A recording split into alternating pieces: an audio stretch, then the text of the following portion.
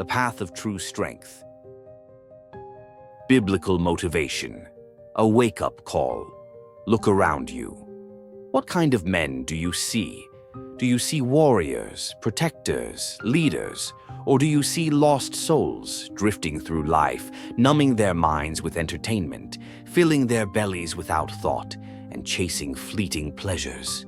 The world is full of men who have abandoned their purpose, who have forgotten the strength they were meant to carry. They were once boys with dreams, raised in homes that taught them about righteousness, about faith, about God's plan for their lives. But somewhere along the way, they let go. They stopped listening. And now they are weak, consumed by indulgence, living for the moment while their souls wither. But it doesn't have to be this way.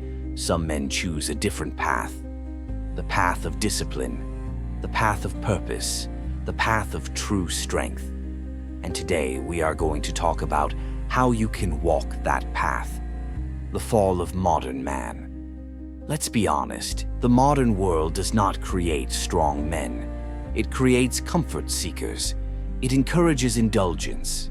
It tells you that you deserve to treat yourself constantly. Every holiday, every achievement, no matter how small, is an excuse for more food, more laziness, more distractions. The values that once defined manhood, discipline, sacrifice, responsibility are seen as outdated. Young men grow up with every opportunity to become strong, yet so many choose to waste their potential. They had fathers who worked hard, mothers who prayed for them, mentors who showed them what integrity looked like. They were given the tools, the wisdom of Scripture, the example of great men, but they let it slip away. Why? Because the world offered an easier road, a road that promised pleasure without effort, a road that felt good in the moment, but led to emptiness. The man who chooses discipline. But there is another kind of man, the one who does not take the easy road, the man who wakes up before the sun, who strengthens his body because he knows that weakness is not an option. He reads the word, not as a ritual, but as a lifeline. He seeks wisdom because he knows that without it, he is already lost. He builds, he works, he protects, he fulfills his purpose. This kind of man does not waste words. He does not waste time. Every action is intentional. Every thought is rooted in something greater than himself. Temptation will come, but he stands firm and make no mistake. Temptation will come. It always does. The world will whisper in his ear, just this once. Relax, live a little, but he knows better.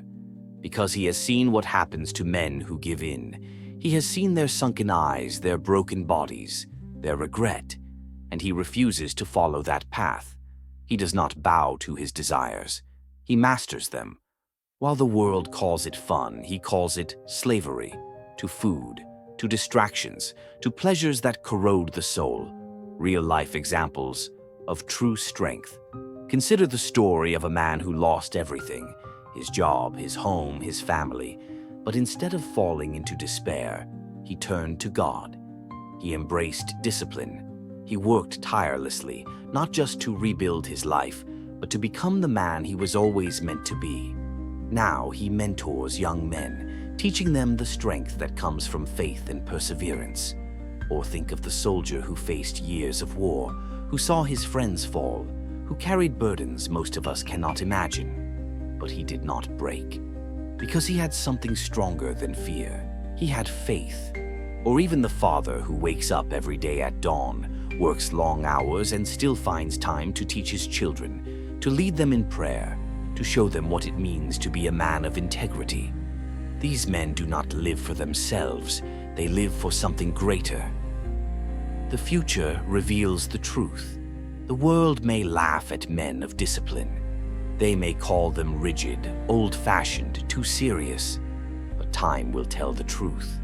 In 10 years, the weak will suffer for their choices. Their health will fail. Their spirits will be broken. They will look back with regret, wondering how they let themselves become so lost.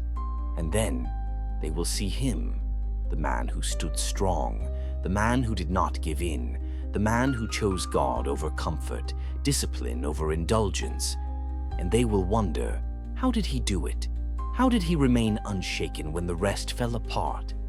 The answer is simple: faith, discipline, purpose, forged in fire, the making of a man. A man is not simply born into strength. He is forged in the fire of hardship. He is shaped through prayer, through sweat, through sacrifice. He does not wait for motivation. He moves with conviction. He does not seek comfort. He seeks growth. His body is strong because it must be. His mind is sharp because the world is full of lies. His heart is steady because it is anchored in truth. That is why he walks differently, moves differently. That is why he does not break, does not bend, does not give in. Because he belongs to God, and he was never made to be weak.